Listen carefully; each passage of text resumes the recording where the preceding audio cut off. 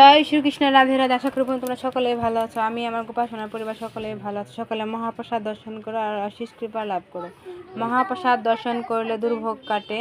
তো তোমরা সকলে মহাপ্রসাদ দর্শন করো। মহাপ্রসাদ আজকে হয়েছে জগন্নাথের যেহেতু জ্বর হয়েছে, তাকে ঝোলা ঝোলা তরকারি দিতে হয়, তাই জন্য একটু ঝোলা তরকারি সবজি দিয়ে আর একটু এমনি পাঁচ সবজি রান্না করেছি। আর একটু আছে ভগবানের জন্য লুচি, পায়েস আর জল, সাথে একটু ঘি দেওয়া হয়েছে।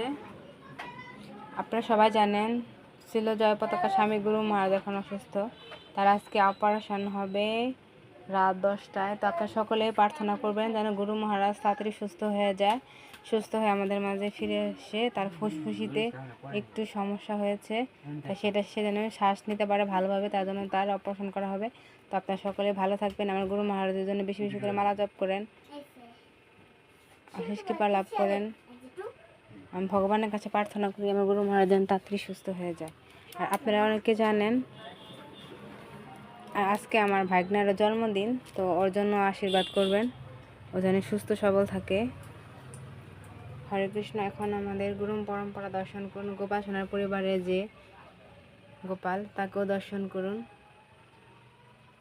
সবাইকে গোপাসনার পরিবারের সবাইকে দর্শন করুন আর আশিস কৃপা লাভ করুন।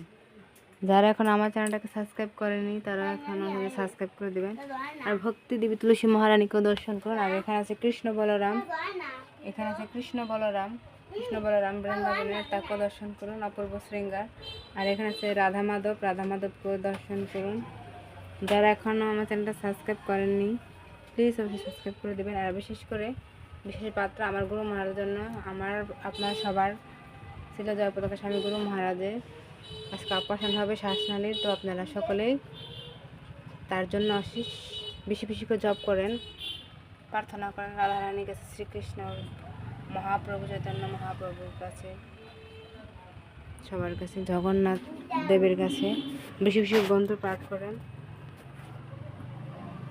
সকল রাধা কৃষ্ণ পাঠ লাভ করতে। হরে কৃষ্ণ, জয় রাধা।